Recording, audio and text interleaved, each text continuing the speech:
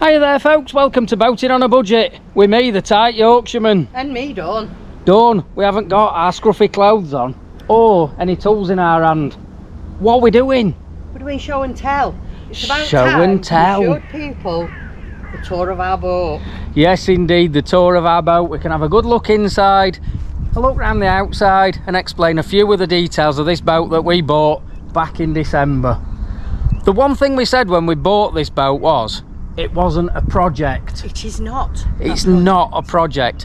But as you look round inside and look at the outside, you can decide for yourself whether you think this is a project boat or not. So what's the basic information you know about this boat, Dawn? It's called Rosalie. Yep. It's 47 foot long. Correct. Over to you. Right, I think the best way then of doing this tour is if we swap over, you take the camera and I'll point out all the various things. I agree on that. Other than when we get to the kitchen, because that's not my department and I know nothing about what goes on in that kitchen. Or the bathroom. In fact, you can have the bathroom as well. Thank you. Thank you. The front end of this boat is very reminiscent of what will be known as a tugboat.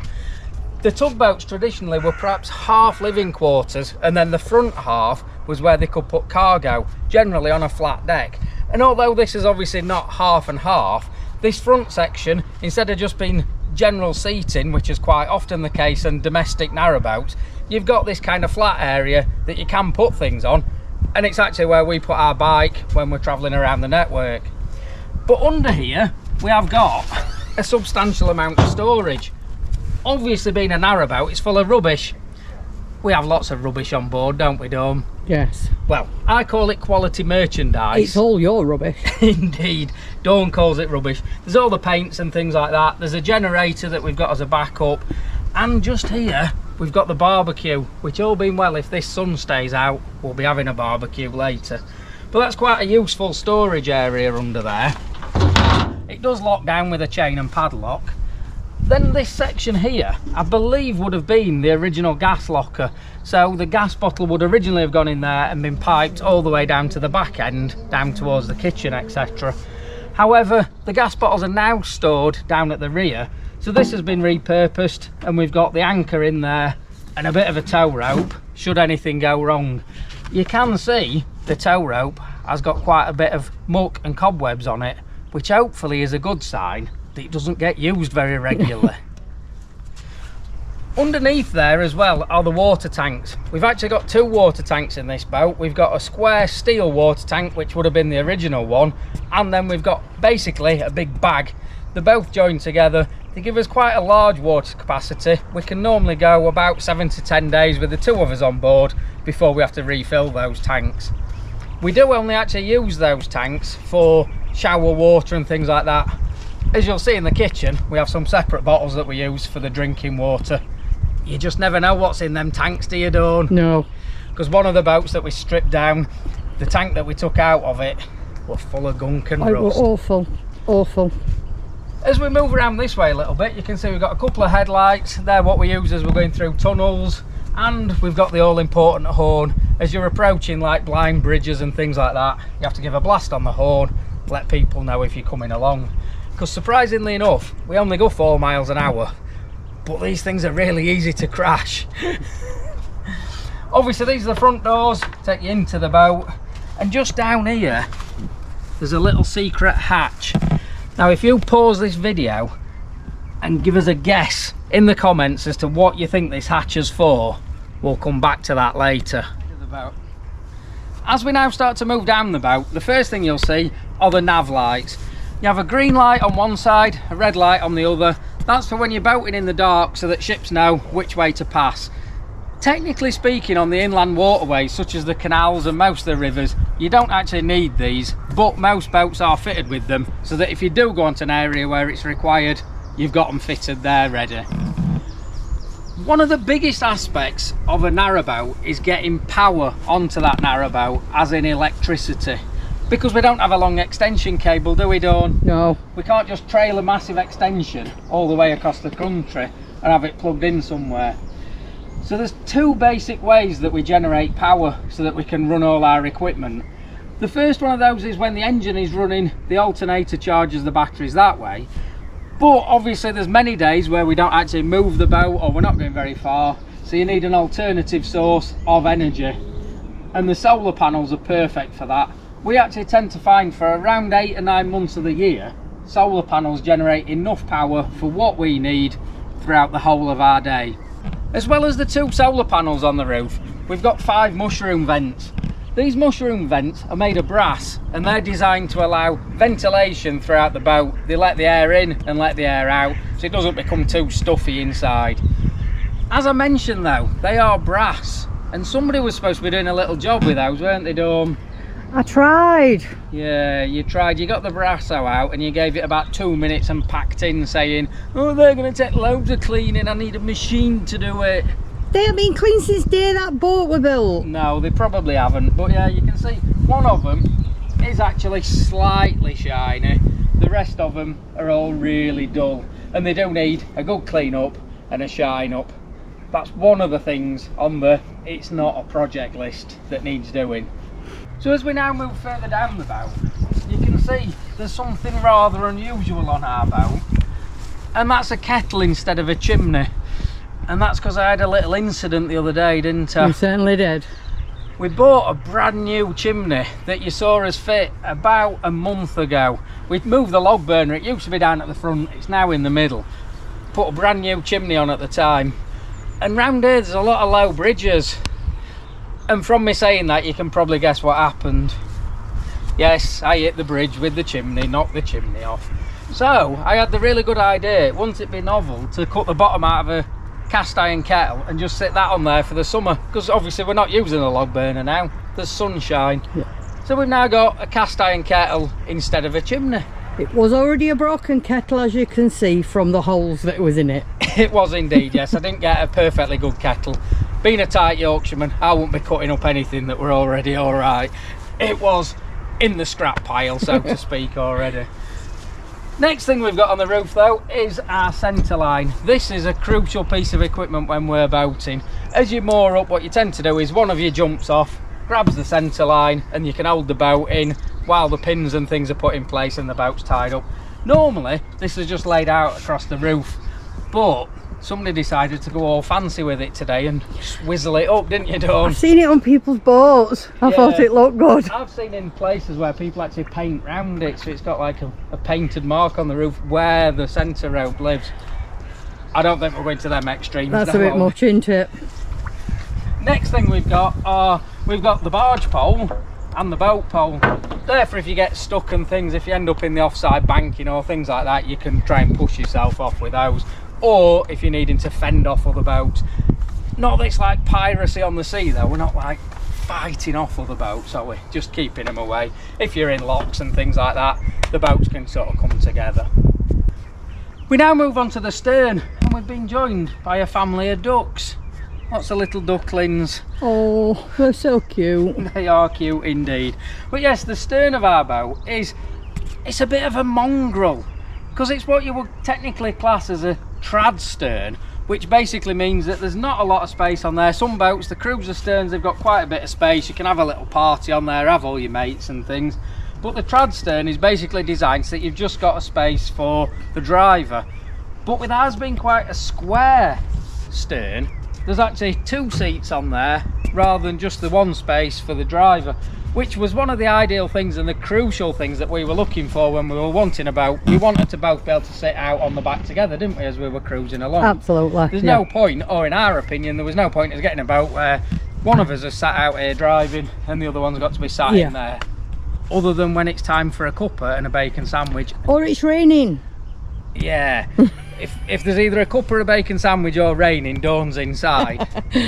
Don't mind when it's the cuppa and bacon sandwich though. Oh yeah, so we've got the trad stern, quite short, but space for 2 seats. And I will say, regular boaters and people who know about boats will say, but they're called suicide seats when you've got seats next to the tiller, because what can happen is if there's something in the water and it catches the rudder that's under the water that's in effect steering us, it can spin the tiller across and knock you straight into the water. But down here we've got a really clever device, a little ball with 2 sort of sticking up poles, if you like, and that stops the tiller from turning, so we'll not get knocked into the water, and therefore they're not suicide seats. Below those though, we've got the 2 gas lockers. As I mentioned before, I believe originally they would have been, or the gas bottles would have been in the front. There's now 1 either side, so we've got 1 that's in use and 1 as a spare. In theory that means you never run out of gas, because you've always got a spare. But what actually happens is you use that one, swap it over, and then you don't think about changing it until that one then runs out, and then you've got 2 empty bottles and no way of running any gas. Which is what we do all the time. All the time. Underneath this rear deck is also where the diesel tanks are, and on this boat we've actually got 2 separate diesel tanks with 2 separate filling points, and therefore that's meaning that in theory you're supposedly the same situation as with the gas bottles, that you should never run out, because you can always switch to the other one if you suddenly find you've run out of diesel. Then if I just shuffle back a little bit and actually step inside the boat, you can see we've got another lift up flap on the back here, and under there is also what's known as the weed hatch. That means if anything gets caught around the propeller, which can quite often happen on these inland waterways, in theory it's called a weed hatch because it's supposed to be weeds that get caught around there, but in reality it can quite often be things like t-shirts and mattresses and all sorts of rubbish that's in the canals. So what we can do is take up the plate in there, get down to the propeller, unravel anything, and then get on our way.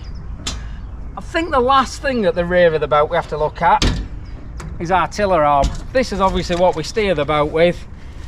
Nice shiny brass that Dawn did actually polish up with some brasso. I did. You actually got the brasso out that day, didn't you? Yes. And we've got our tiller pin that holds the arm in place, and he's an owl. An owl, because we're Sheffield Wednesday fans, but we're not bringing football into it because otherwise all the comments will be full of football and nonsense. That could get messy. It could get messy indeed. But I think that about covers the outside of the boat, other than if Dawn just wants to show you the basic layout of how the portholes and things are. It's about time to go inside and see what it's like in there. Well, as we're now edging our way into the boat, I'll explain what this little bit down here is all about, and then I think you can take over doing a bit of the talking, Dawn, because I'm gasping. I'll make a brew. You can make a brew anyway, but you can still do some of the explaining as we get further down there. In essence, in this corner here, at the minute there's nothing there. That's actually where we keep one of our bikes. As a fold-up bike, isn't it? Yes. And that's where we keep that. It means that just one of the bikes goes on the front here, on this tug deck as I explained earlier, and one of them comes inside. What you might notice is we've got a big lump of wood, and this is what's called a Calder and Hebel spike. Some of the locks on the Calder and Hebel, which I don't think we're actually going to do, use a spike rather than the windlass, or the windy wind, as Dawn calls it. Windy wind. Dawn calls it the windy wind. I'll get the windy wind to do the lock. But yeah, some of them use this, what's called the Calder and Hebel spike. You put it into the lock mechanism and turn it that way. We've got one, probably never use it, but I guarantee if we get rid of it, we'll suddenly end up on that canal and need it. Well, you don't need it. So that stays in the corner there. On this side, we've got this little bookcase that on one of the recent vlogs we showed, sort of Dawn just did a little bit of painting on that. It's a brown hard wood originally, so you've just given it a few coats of paint just to make it match in a little bit better with the paint, as you'll see as we go along, that we've been doing. Under this deck, as I explained earlier, is the water tanks. And down on this side is where the water pump is that pumps that water around the boat. We've been having a few issues with that it sort of doesn't seem to run properly and things, hence why we've had it off and these boards aren't all fitted properly. I do want to redo all these boards and maybe make this into like its own little cupboard area itself, but that's not a job for today, and it's not a project, is it, Dawn? No. No. We did do the big what is it, and I hope you did have a guess. When you lift this up on the outside, it's full of coal. We pour the bags of coal straight into there, and then as if by magic they come out there. What that then basically means is when we're needing to empty a bag of coal, we're not tipping it into the boat somewhere into a bucket or anything like that. We have got a bucket of coal down there, you'll see shortly, but it means all the dust and mess, in theory anyway, stays outside, and then when the doors are closed and we need coal on a cold day, we can just scoop the coal out, put it in the fire. I think that Genius. is quite possibly the most genius thing I've ever seen. So simple, yet so effective. The first thing that we built was a bed, 4'6". It's got loads of storage, as much storage as the space of the bed. It's fantastic. We've also got a headboard. Peter had to just pretty much knock me a headboard up just so the pillars did not fall off. Yeah, that's just a bit of old scabby plywood that I cut down really with the intention of it just being a very temporary solution, but it's now been there 3 or 4 months and it's kind of doing the job all right at the minute. Absolutely. Between the bed and the side of the boat, there is enough room for us to walk up and down. Of which I can demonstrate now by coming down this way so we can have a look at this little beauty. It's not really a beauty though, is it, that settee?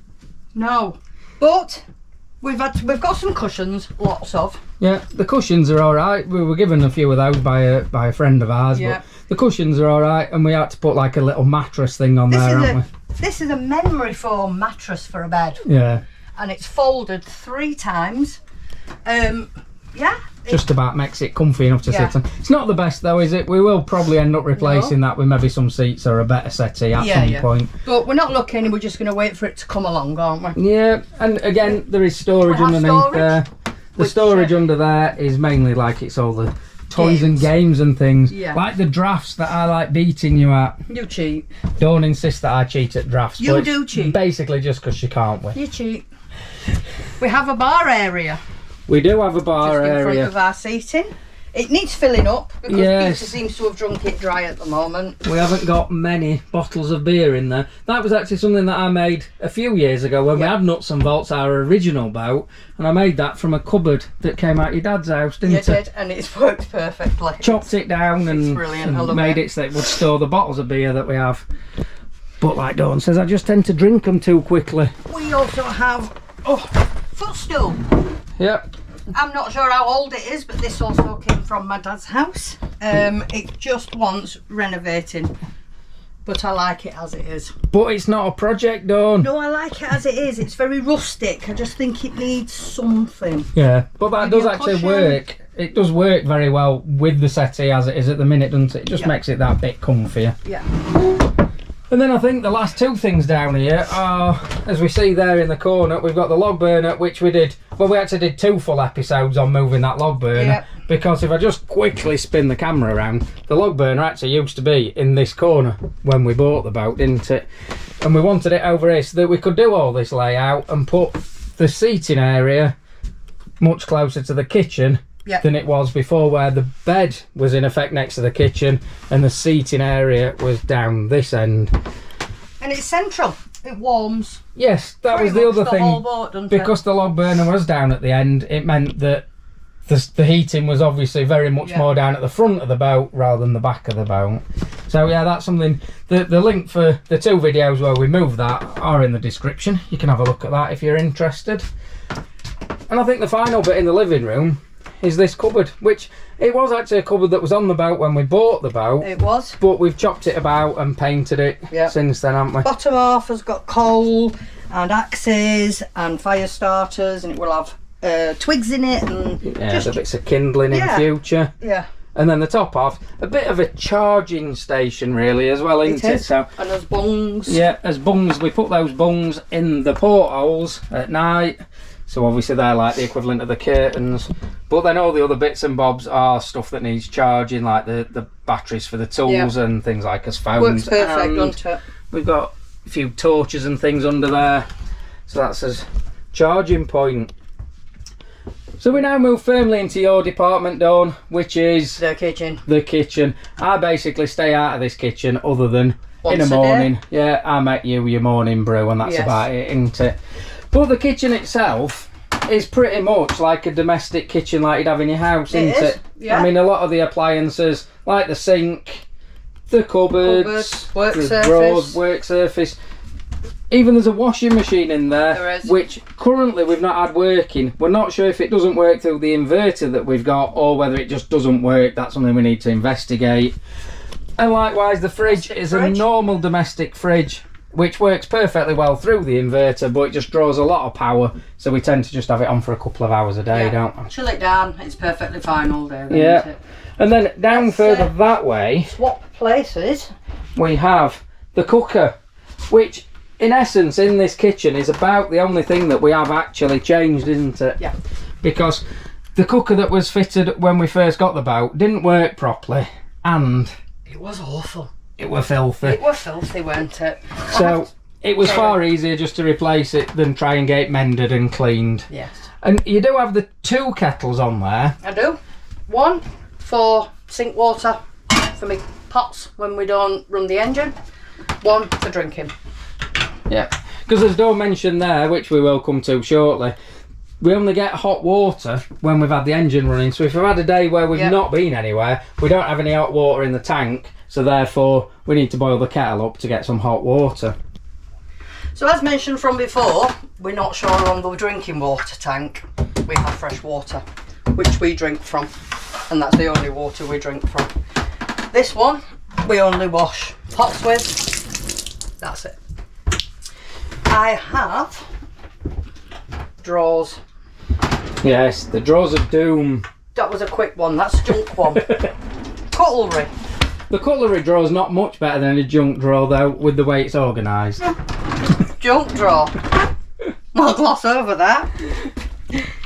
Pots, pans, washing up liquid and baking trays. Food in that one. Food in that one. This is the important one. We have the drinks cabinet. The alcohol.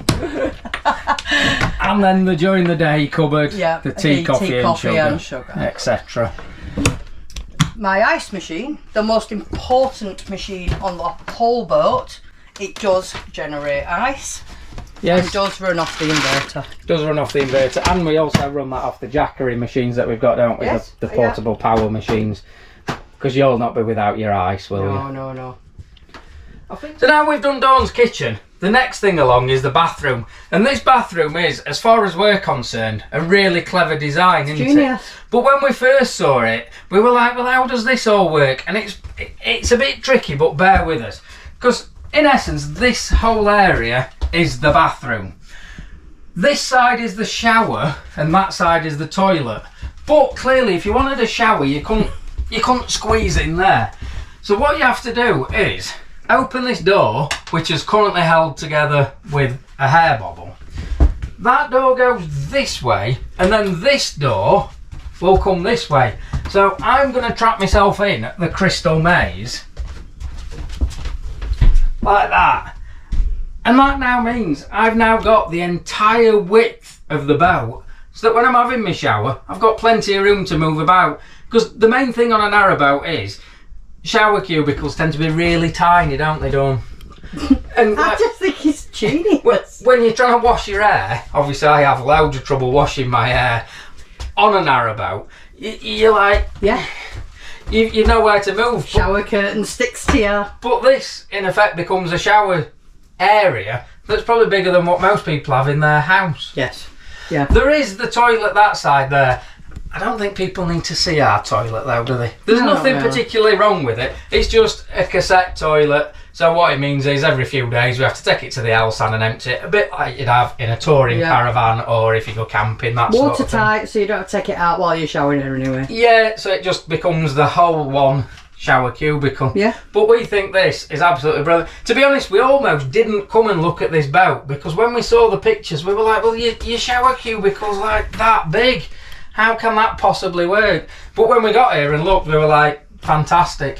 So I hope we've actually been able to film that in such a way that shows how it actually works properly. Genius. What I'll now do is go through into this cupboard, which beyond here we haven't touched really at all since we owned the boat, have we? We've not done any painting, any decorating, any smartening up. It's just literally as we bought it, and it's a bit of a black hole of Calcutta. Shut that door. Just behind me, underneath these steps and boards, is where the engine is. So I'll come to that bit last, because I can get those all out of the way and we can have a good look at that. I like my engine, by the way, so stay tuned for that bit.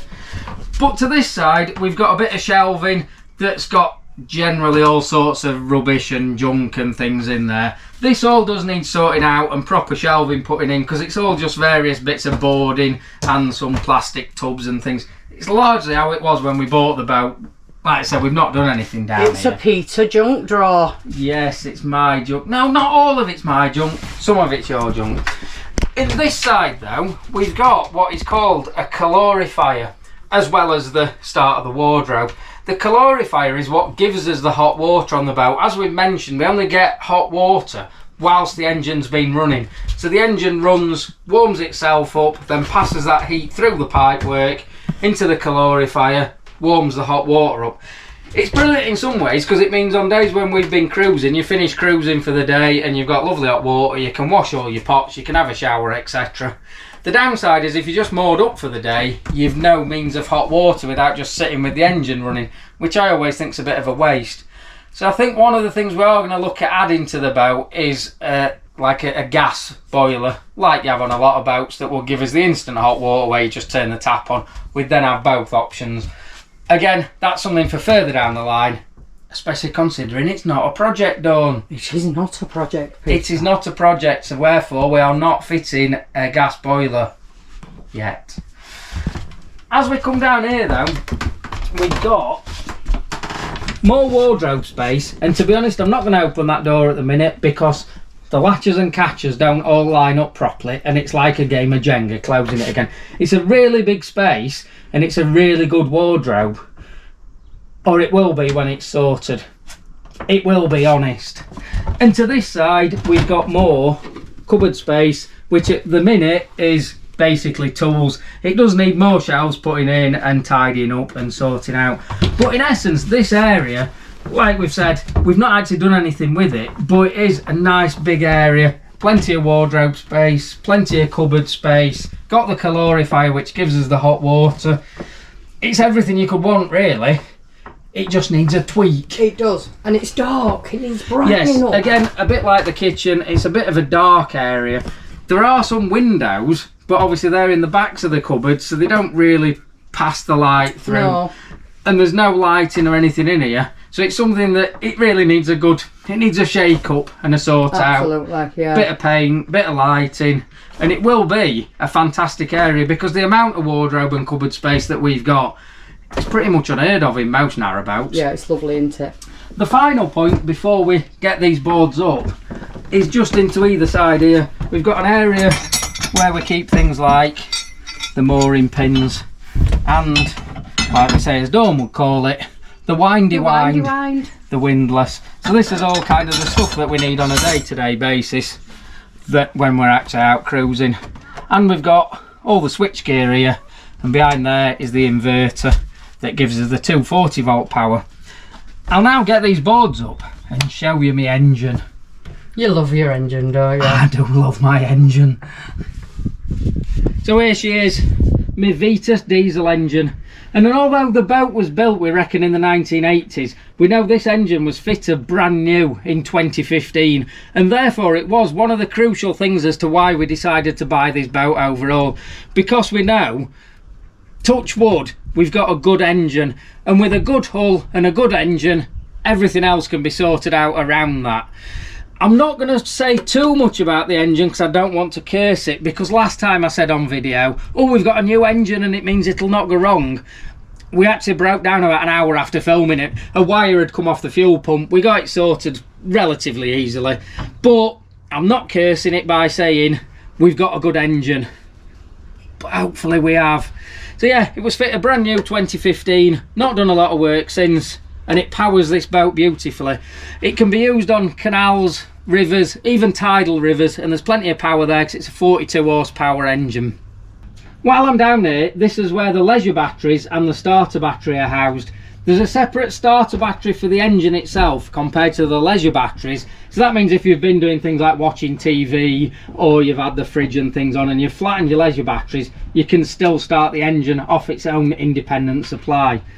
I must say, these leisure batteries that we've got fitted at the minute, they are massive, but they don't work very well. They get flattened really easily, hence why we can't use the fridge for more than a couple of hours a day, even when there's great sunshine. It is something that we're going to have to look at changing in the not too distant future, and I am wondering about going down the lithium route, but that takes a lot of planning and working out what we can do and what equipment we need. So I'm not sure for now on what we're doing with that. At the minute we are getting by with these ones, but it's definitely something that needs doing and changing in the not too distant future. The other thing that we've got down here is the inverter, and that's what converts the 12 volt power from the batteries to 240 volt power to run things like the fridge. At the minute we've got a 3000 watt pure sine wave inverter, and it does seem to be doing the job perfectly well. Apart from, like we said, for the washing machine, we can't get that to work off it, but we're not sure if that's down to the washing machine or the inverter itself.